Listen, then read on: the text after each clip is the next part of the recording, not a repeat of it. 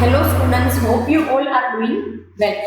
See, તમારી unit 1 નું chapter 2 ઇમર્જન્સ of entrepreneur ક્લાસની અંદર આપણે પ્રીવિયસલી ફેક્ટર્સ ડિસ્કસ કરતા હતા, જેમાં આપણે ઘણી બધી વસ્તુ જોઈ કે લેક ઓફ ટ્રેનિંગની, લેક ઓફ ટેકનિકલ એજ્યુકેશનની, એવી ઘણા બધા પ્રોબ્લેમ્સ જે છે એ આપણે પર્ટિક્યુલરલી ફેસ કરીએ છીએ ઇન ટર્મ્સ ઓફ એન્ટરપ્રિન્યોરશિપ.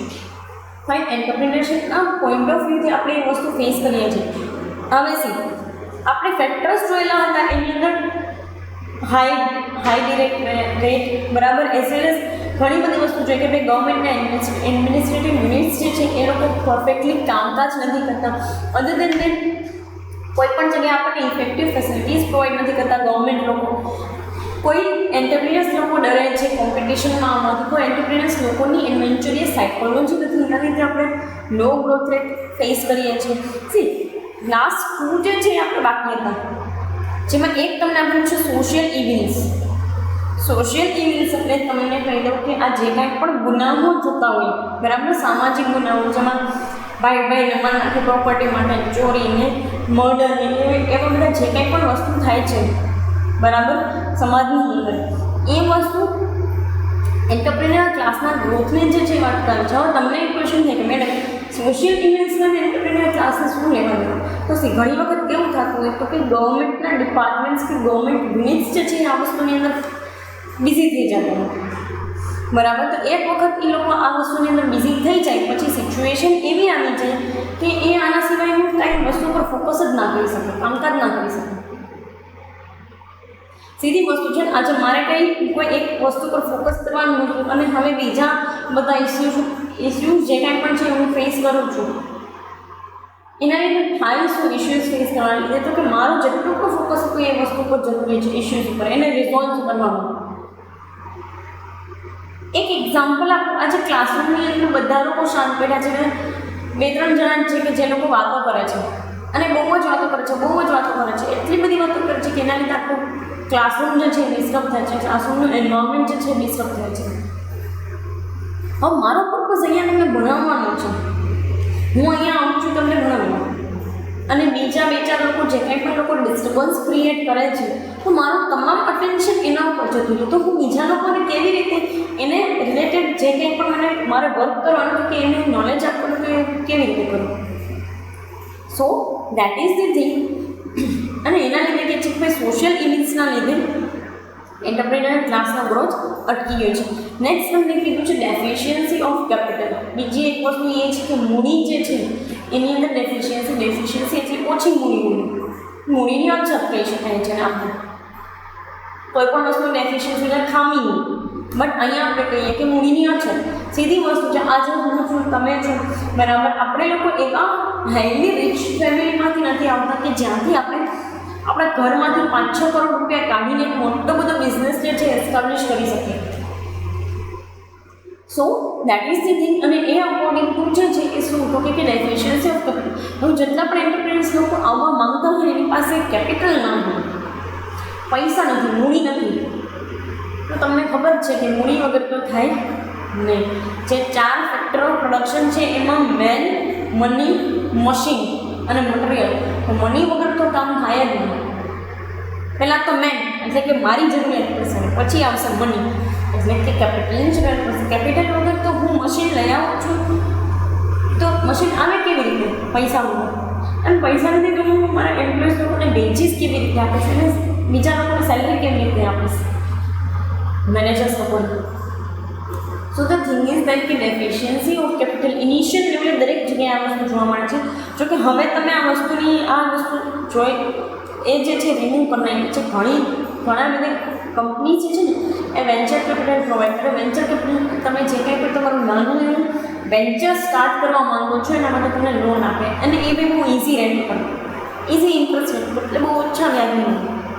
તો તમને ફાયદો કેટલો બધો થાય ઓછા વ્યાજની લોન હોય તો.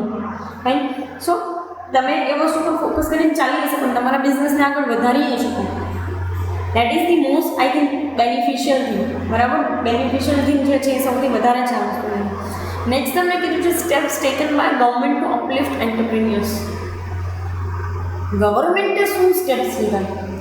અને નેક્સ્ટ આપણો ટોપિક છે કમાન્ડમેન્ટ્સ. બરાબર, કમાન્ડમેન્ટ્સ એટલે કે સ્પીડી ડેવલપમેન્ટ માટે કમિટી મેમ્બર્સનું કહેવું શું છે?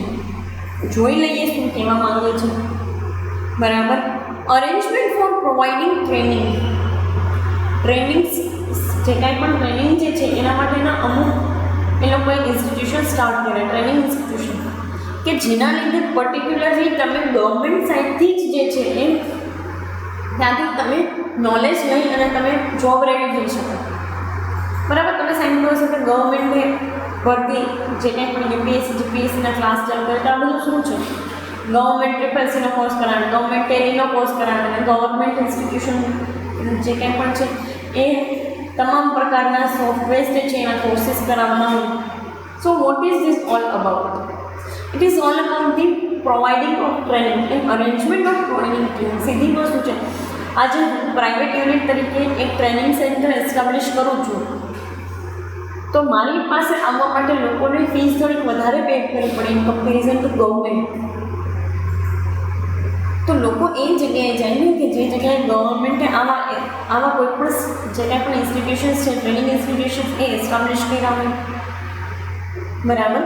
એ જગ્યાએ જાય અને એનો એને ફાયદો છે કારણ કે ત્યાં એને આટલી બધી ફીસ પે ના કરવી પડે જેટલી પ્રાઇવેટ ટ્રેનિંગ સેન્ટરવાળા લોકો જે છે એ ચાર્જ કરતા હોય. નો ડાઉટ ક્વોલિટીમાં પણ ફરક પડે. પ્રાઇવેટવાળા હોય તમારી પર પર્સનલ ફોકસ રાખે. જ્યારે તમે આ કોઈ ગવર્મેન્ટ સેન્ટરની અંદર જાઓ તો બધા જનરલ માસ માટે જે કંઈ પણ વસ્તુ બેનિફિશિયલ હોય કરાવડાવવામાં આવે. હા, એ વસ્તુ અલગ છે કે જો તમારી અંદર એવી ક્ષમતા હોય ને એવી તાકાત હોય કે તમે ગોતી શકો કે તમારા માટે શું બેસ્ટ છે, then it will B perfect for you. તો એ તમારા માટે એકદમ પરફેક્ટ છે. ફાઇન. નેક્સ્ટ કે છે speedy approval to project reports.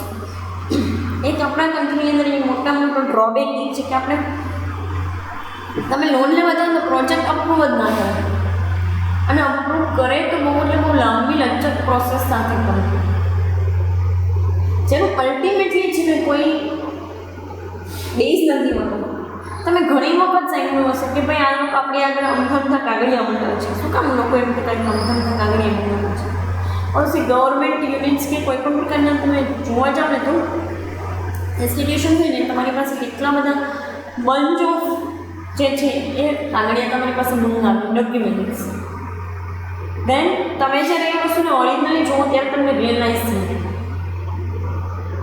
કે આની કોઈ ફ્રુટફુલનેસ નથી કે આ વસ્તુની અંદર આપણે ડોક્યુમેન્ટ્સ બનાવીએ છીએ કે આપીએ છીએ જરૂરિયાત જ નથી આપવાનો આપણો શું ફરક પડે છે. Information in government institution steel they are asking it for us. Fine. તો એનાથી થાય શું તો કે રિપોર્ટ જે છે ને એ અપ્રૂવ કરવામાં ટાઈમ લાગી જાય. તો હવે આ લોકોએ કર્યું શું તો કે ગવર્મેન્ટે એવા સ્ટેપ લીધા કે જેના લીધે રિપોર્ટ જે છે તમે પ્રેઝન્ટ કરો છો તો within the 15 days or 1 month તમારો પ્રોજેક્ટ રિપોર્ટ અપ્રૂવ થઈ જાય and you will be able to gate the loan. તમે લોન લેવા માટે એબલ થઈ જાઓ છો તમારા બિઝનેસ ઉપર. Fine. So this is the thing કે ભાઈ સ્પીડી અપ્રુવલ પ્રોજેક્ટ રિપોર્ટના અપ્રુવલ માટે એ લોકો કામકાજ કરે છે. ફાઇન. સો એ મેની અંદર વાત કરે છે. નેક્સ્ટ આપણે કીધું છે establishment of industrial estates. Industrial એસ્ટેટનું એસ્ટાબ્લિશમેન્ટ કરવું. બરાબર. શું કામ જરૂરિયાત છે આ વસ્તુની? ઇન્ડસ્ટ્રીયલ એસ્ટેટની જરૂરિયાત શું કામ છે? તો કે તમે એવા ઇન્સ્ટિટ્યુશન્સ બનાવો કે જેના ઉપર જેની પર્ટિક્યુલરલી બેની અંદર કામ કરવાથી બિઝનેસીસ લોકોને એનો બેનિફિટ થતો હોય. ફાઇન. તો એ બેની અંદર કહે છે કે ભાઈ તમે ઇન્ડસ્ટ્રીયલ એસ્ટેટને કારણ કે શું છે કે ગવર્મેન્ટ એક આખા દરેક બિઝનેસને ઇન્ડિવિજ્યુઅલી હેન્ડલ કરે એના કરતાં એક ઇન્ડસ્ટ્રીયલ ઇન્સ્ટિટ્યુશન બનાવી નાખો કે જે આખી ઇન્ડસ્ટ્રીને જ હેન્ડલ કરે. તો તમે નામ સાંભળ્યું હશે કે મોરબી સિરામિક એસોસિએશન છે, પછી પર્ટિક્યુલર ભાવનગર શિપ એસોસિએશન છે, મરીન એસોસિએશન છે. તો આ બધા એસોસિએશન છે શું પર્પઝ છે આ બધા એસોસિએશનનું? કે ભાઈ કોટન મેકિંગ એસોસિએશન છે, પછી બીજા કોઈ સિટીઝના particularly potato making, somewhere it is wheat making association, textile association. તો આ બધું છે શું? તો કે આખી ઇન્ડસ્ટ્રીને છે ને એ એક જ ઇન્સ્ટિટ્યુશન મેનેજ કરી દે. અને ટેક્સટાઇલને લગતું કાંઈ પણ કામકાજ હોય તમારે ત્યાં જ જવાનું. સિરામિકની ઇન્ડસ્ટ્રીને લગતું કાંઈ કામકાજ હોય તો ત્યાં જ જવાનું સિરામિક એસોસિએશન. એનાથી થાય શું? તો કે તમને તમને ખ્યાલ પડે કે ભાઈ એ લોકો જે છે ને પર્ટિક્યુલર તમારી ઇન્ડસ્ટ્રીના રિલેટેડ જ કામ કરે છે, તો તમારે બીજી ક્યાંય ધક્કા ન ખાવા પડે ગવર્મેન્ટ ઓફિસરને કે જ્યાં બધું કામ એક સાથે થતું હોય. So that is the reason કે ભાઈ establishment of industrial estates is needed. Next તમને કહે છે planning for seminars and workshops. Seminar અને વર્કશોપ તમારે પ્લાન કરવા જોઈએ. તમે લોકોએ તો અત્યાર સુધી આઈ થિંક સેમિનાર ખાલી અટેન્ડ થઈ રહ્યા છે. You haven't attend any kind of workshops. તમે કોઈ પણ પ્રકારના વર્કશોપ અટેન્ડ નહીં કર્યા હોય કે જેમાં તમારે 4 to 5 days જે છે એ પર્ટિક્યુલરલી એક ટોપિક ઉપર એક જે છે એ સ્કિલ ઉપર કામકાજ કરવાનું હોય, તમને એ સ્કિલ જે છે એ ઇમ્પ્રૂવ કરવામાં હેલ્પ થાય, ઓર એલ્સ કે તમે એ સ્કિલ સાથે બહાર નીકળી શકો આફ્ટર કમ્પ્લીટિંગ યોર ગ્રેજ્યુએશન. તો એને વર્કશોપ્સ કહેવાય છે. બાકી સેમિનાર્સ તો યુ પીપલ નો કે સેમિનાર તમે અટેન્ડ કર્યા છે જેની અંદર કોઈ પણ એક પર્ટિક્યુલર ટોપિકને લઈને વાત કરવામાં 2-3 hours and you will be able to gain sum good knowledge. તમને કંઈક સારું નોલેજ મળે એમાંથી તમે ગેઇન કરી શકો એ વસ્તુ. ફાઇન. નેક્સ્ટ આપણે કીધું છે પબ્લિસિટી. ના you do have must question madam પબ્લિસિટીને ગવર્મેન્ટને સ્ટેપ્સને શું લેવા દેવા? તો ભાઈ સી આ જેટલી પણ વસ્તુને તમે પ્રિવિયસલી બી પબ્લિસિટી આવી હતી અને મેં ત્યારે પણ તમને કીધું હતું અહીંયા રેવન્યુ સજેશનમાં. હવે પાછું અહીંયા સ્ટેપ્સ ટેકનની અંદર આવ્યું છે. મેં ત્યારે પણ તમને એક વસ્તુ કીધેલી હતી કે ગવર્મેન્ટ છે ને એ એક વ્યક્તિને કે એક બિઝનેસને કન્વિન્સ કરવા કરતાં છે ને એવી કોઈ વસ્તુ કરે કે જેમાં એ લોકોને ફાયદો દેખાય. અને માણસોને એવું છે કે જ્યાં એમને ફાયદો દેખાય ને ઝડપથી દોડી જાય. So it is necessary to show them some benefits. અને આ make in India, made in India, make in India or else particularly અચ્છે દી જાને વાલે આ તે જેવા બધા કેમ્પેઇન કરવામાં આવે છે ને સુરક્ષા સર્વેક્ષણ એની તમામ વસ્તુઓ કે જેમાં સ્વચ્છતાને ઇમ્પોર્ટન્સ આપવામાં આવે, જે કાંઈ પણ પબ્લિક સેક્ટર રિલેટેડ ઇન્સ્ટિટ્યુશન્સ છે એને ઇમ્પોર્ટન્સ આપવામાં આવે. આ બધું છે શું? તો કે સિમ્પલી પબ્લિસિટીનું એક માધ્યમ છે કે જેના લીધે ગવર્મેન્ટને જે છે એ એન્ટરપ્રેન્યોર્સ લોકોને અપલિફ્ટ કરવાની ટ્રાય કરે. જેમાં તમારે તમારો ધંધો શરૂ કરવો હોય તો અમુક લોન મળે, અમુક લોન એવી હોય કે જેમાં તમારે 60% જ પે કરવાના, 40% ગવર્મેન્ટ પે કરી દે. ઘણી લોન્સ એવી હોય છે કે જેમાં તમને બહુ જ ગામ કરતાં ઓછા ઇન્ટરેસ્ટ રેટે તમને લોન મળી રહે. So this is the thing. અને એ વસ્તુ ઉપર જ ફોકસ કરે છે આ લોકો. ગવર્મેન્ટને એ ટાઈપના સ્ટેપ્સ જે છે લીધેલા છે માર્કેટની અંદર, જેના લીધે આપણે અપલિફ્ટ કરી શકીએ એન્ટરપ્રિન્યોર્સ લોકોને step by step. Fine. Next આપણે કીધું છે કે arranging for guidance about arrangements. Guidance માટે છે ને તમારે અમુક પર્ટિક્યુલર જે છે ને એ શું તો કે કયા વેની અંદર કામ કરવું ને એના માટે તમારે અમુક કેમ્પેઇન અરેન્જ કરવા જોઈએ. શું કામ? તમને એક એવો ક્વેશ્ચન થાય કે વાય મેડમ શું કામ કેમ્પેઇન અરેન્જ કરવા જોઈએ? તો સી દરેક એન્ટરપ્રિન્યોર જે માર્કેટમાં આવતો હોય એની પાસે ફૂલ નોલેજ ના હોય માર્કેટનું. નો ડાઉટ એને માર્કેટ રિસર્ચ કર્યું છે. આજે તમે માર્કેટ રિસર્ચ કર્યું અને પછી તમે એ જગ્યાએ આવ્યા છો કે તમારે કોમ્પિટિટિવ એક્ઝામની પ્રિપરેશન કરવી કે તમારે બિઝનેસ ઉપર ધ્યાન આપવું કે પછી તમારે બીકોમની ડિગ્રી લઈને આગળ માસ્ટર્સ કરવું છે. એ વસ્તુ કરવા માટે તમે આગળ આવ્યા આફ્ટર સમ રિસર્ચ. બટ હજુ તમને એ તો નથી જ ખબર કે આફ્ટર કમ્પ્લીશન ધી ગ્રેજ્યુએશન તમે સાચે શું થશો. કેમ કે ત્યાં સુધીમાં ઘણી બધી એવી પરિસ્થિતિઓ હશે કે જેમાં ચેન્જ આવી ગયો હશે. સો આ લોકોનું કહેવાનું એમ છે કે તમે એ જે કોઈ પણ એન્ટરપ્રિન્યોર્સ લોકો જે છે એને સ્ટેજે જ્યારે પણ નીડ પડે ગાઈડન્સની તમે આમાં કેમ્પેઇન કરો કે જેથી કરીને એન્ટરપ્રિન્યોર્સ લોકો તમારી પાસે આવીને ગાઈડન્સ લઈ શકે, તમને એનો બેનિફિટ દઈ શકે. બરાબર. સી નેક્સ્ટ તમને કહે છે project for subsidies and interest. This is also necessary. Subsidy આપવી બહુ જરૂરી હોય છે કારણ કે એક પ્રોબ્લેમ અહીંયા એ છે કે કેપિટલ ડેફિશિયન્સી ઓફ કેપિટલ. તો એના માટે આપણે છે ને પ્રોજેક્ટ કોઈ પણ વ્યક્તિ લોન્ચ કરે કે આપણને પ્રોજેક્ટ રિપોર્ટ બતાડે તો એનામાં આપણી પાસેથી જો પોસિબલ હોય તો આપણે સબસિડીઝ અને ઇન્ટરેસ્ટ જે છે એના ઉપર કામકાજ કરી શકીએ. સબસિડીઝ એટલે કે સિમ્પલી ઓછા ભાવની લોન અને ઇન્ટરેસ્ટ એટલે કે સિમ્પલી તમે જે કાંઈ પણ વ્યાજદર ચાર્જ કરો છો એની અંદર જે કાંઈ ચેન્જ તમે લાવી શકો એ whatever the change you can bring in particular that context. બરાબર. નેક્સ્ટ તમને કીધું છે encouragement of industrial research. Industrial રિસર્ચને તમે એન્કરેજ કરો, એને ઇન્સ્પાયર કરો કે ભાઈ do business research, do industrial research. કારણ કે એક બિઝનેસને સ્ટડી કરવું અને એક આખી ઇન્ડસ્ટ્રીને સ્ટડી કરવી that is the whole monotonous task. થકવાડી દે એનું કામકાજ છે. પણ હા, મજા એ વસ્તુની બહુ છે, કારણ કે એક વખત આ ઇન્ડસ્ટ્રીયલ રિસર્ચ થઈ જાય ને તો તમે તમારા બિઝનેસને ઇફેક્ટિવલી ચલાવી શકો.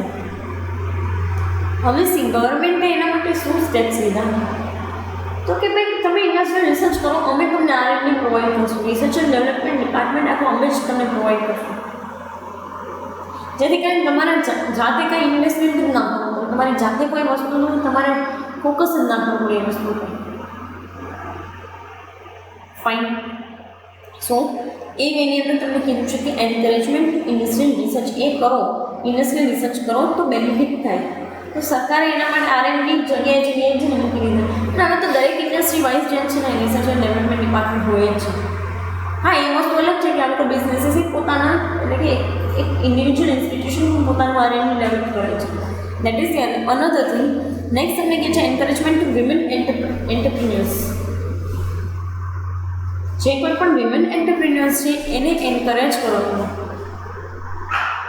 એટલે કે વિમેન ઉદ્યોગ સાહસિકો કે જેની એવી ઈચ્છા છે કે હું ઉદ્યોગ જે છે ઉદ્યોગ સાહસિકતાની અંદર ઇન્વોલ્વ થાઉં અને મારો બિઝનેસ વધારે.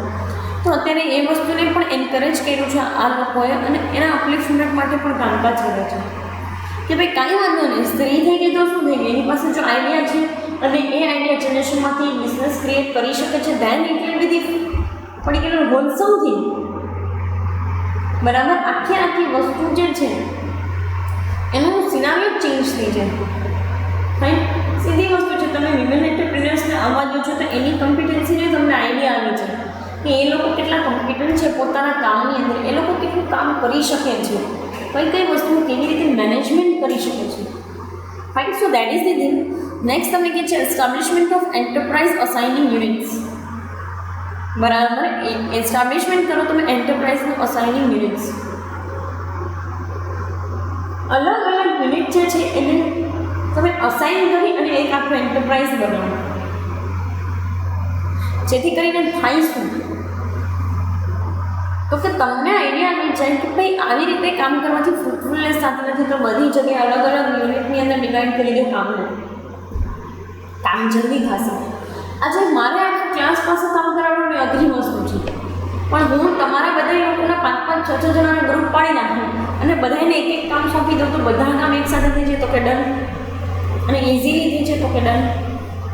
બરાબર. તો એ વસ્તુ થઈ શકે કે ભાઈ તમે એક એન્ટરપ્રાઇઝને આખું ચલાવવા કરતાં યુનિટની અંદર ડિવાઈડ કરી દો. So it will give you more fruitful results. Fine.